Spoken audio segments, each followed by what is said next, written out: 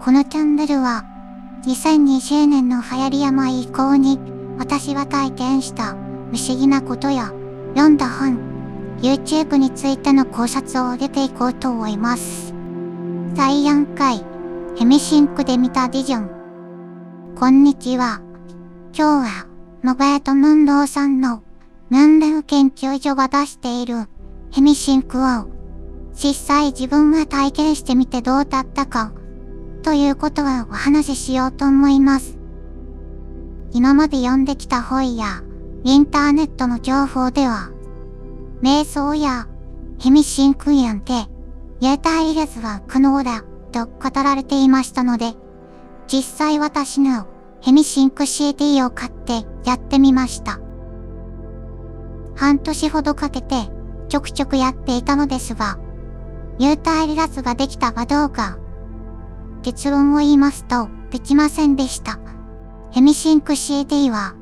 バイノーラル音と催眠誘導で構成されていて、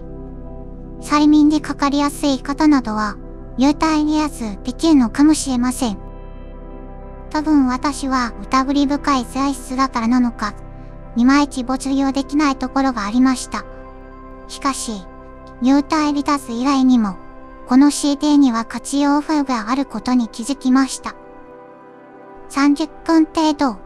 さっと昼寝したい時には、とても良い睡眠導入剤となると思います。CD の中には、脳をシート波に導く、バイノーラル音が流れてきて、慣れないうちは、幽体離脱の頃か、知らぬ間に眠りこけてしまうのです。さらに、セッションの終わり頃には、あなたはこれから目を覚まします。というナレーションが流れ、なぜか必ず目が覚めます。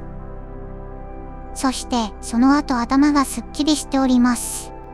睡眠障害のある方などは、睡眠薬を試す前に、このヘミシンクを試してみると良いのではないかと思います。ただ、眠りこけてしまうのも、何回かやっておりますと、だんだんと脳は慣れてくるのか、眠らずに、眠る一歩手前のシータ波のところで起き続けることができます。そして、目の前の暗闇に浮かぶ、もやもやした薄い光が、これを炭鉱というらしいです。それが急にしっかりとした丸いスクリーンのようになって、そこに何か、絵や実写などのビジョンが出てきます。一般的には幻覚と言います。それはだいたい5秒くらいで消えてしまうのですが、時々現れるので楽しいです。若者など幻覚を見てみたいという方は、危険なドラッグよりヘミシンクや瞑想で見れると思いますので、こちらの方がおすすめです。ヘミシンクには副作用は全くなく、昼寝と一緒で、終わったら頭がすっきりしますので、健康的です。さて、私が今まで見た幻覚はどのようなものであったか、ミッドジャーニーに書いてもらって、動画にできるものは動画にして、紹介したいと思います。まず一番最初に現れたビジョンはこれです。この黄緑色の芋虫たちが、昔のアメリカカートゥーンアニメのようなコミカルな動きをしながら、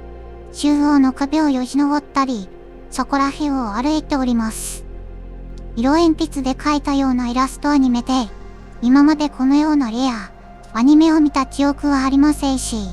一体どこから湧いたのか、さっぱりわかりません。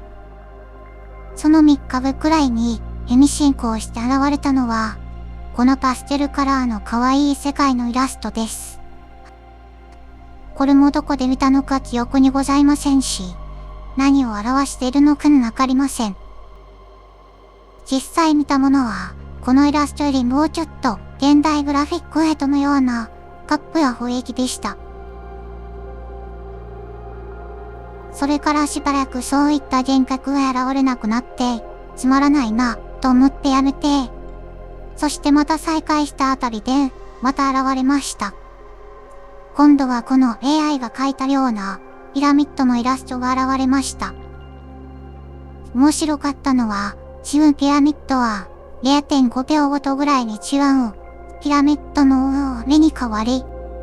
ちょうどステーブルディフュージョンという AI の動画と同じ感じのムービーになっていました。私は特にピラミッドが好きだとか、思い入れがあるわけでもないのに、なぜ急に出てきたのか不思議です。次に見たビジョンでは、誰か知らない人のワンルームの部屋の机の上が映し出されておりました。初めての実写だなぁ、と、興味深く思い、目を凝らしてテーブルの上に置いてある物体を見てみますと、一つ一つのものが、なんだかよくわからない物体で、ぶやぶやしていたり、